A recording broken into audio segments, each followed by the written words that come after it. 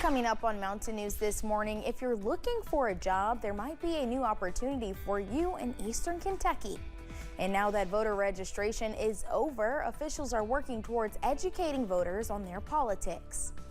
Dedicated to Eastern and Southern Kentucky, this is WYMT Mountain News This Morning. Good morning, I'm Madison Carmouche. We're at 5:30 this Tuesday morning, and today is October 8th.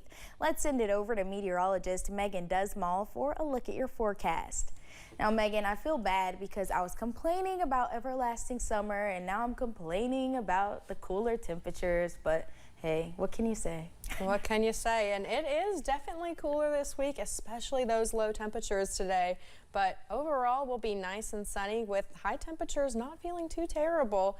Taking a look at the visibility first, though, we are seeing that the fog won't be an issue either. Most areas above 10-mile visibility, with the exception of Harlan at 0.8 of a mile and Ashland at 0.3 of a mile. Overall, it's not going to be a foggy day on your commute, but do be prepared if you are driving through or around Ashland or Harlan. Current temperatures are quite chilly. We are in the 40s for the area, 47 for London, Manchester 46, Jackson over there hitting those 50 mark, 52. High temperatures, though, will be warming up to the upper 60s and low 70s. Overall, not going to be too bad of an afternoon out today, especially with those sunny skies. And in fact, in the next 12 hours, you can see we're not going to be seeing any clouds at all for the next couple of hours. It's going to be a great day. Madison? All right, Megan, thank you. The Crystal Rogers murder trial is moving to Warren County. A Nelson County judge ordered it yesterday. All three men charged in the case, Brooks Houck, Steve Lawson, and Joseph Lawson, have wanted the trial moved from Nelson County. Their attorneys say they wouldn't have a fair trial there because of extensive media coverage. We still don't know if the suspects will be tried together or separately. For now, the trial is scheduled for February of next year. One person is dead after a car crash in Floyd County. The incident happened Sunday on Highway 114 in Prestonsburg.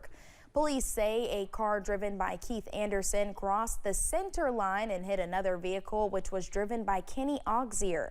Both Auxier and Anderson were treated at medical facilities. A passenger, Kayla Elam, was taken to a nearby hospital where she died due to her injuries. A woman is facing charges after police received a call about a crash in Magoffin County. That crash happened last Friday on Kentucky 114 in the Salyersville area.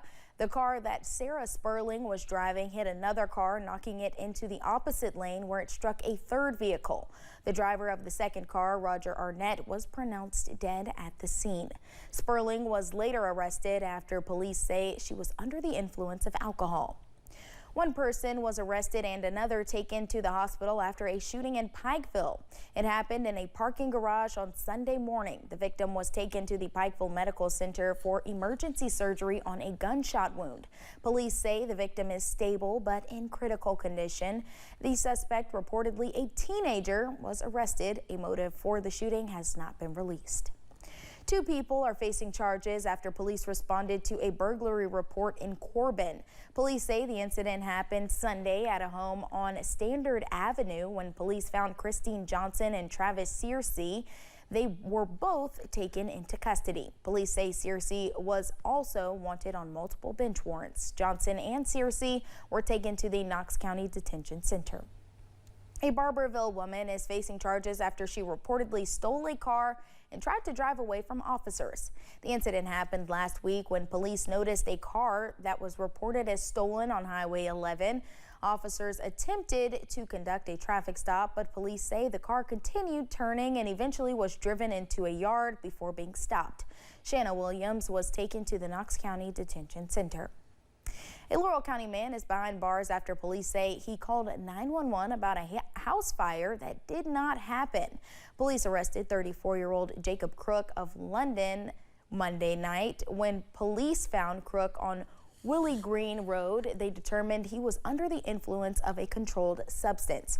Crook was taken to the Laurel County Correctional Center. A Harlan County man is behind bars after police found drugs on him during a traffic stop. Police arrested 42-year-old Michael Johnson of Cumberland Monday morning on Slope Hollow Road. Police say they found more than 50 grams of meth as well as more than $700 in cash and a handgun belonging to a convicted felon. Johnson was taken to the Harlan County Detention Center. One Kentucky business is expanding its mission, putting boots on the ground in Floyd County to create a new export opportunity. WYMT's Buddy Forbes shares why Infinity Design and Construction is moving to the mountains.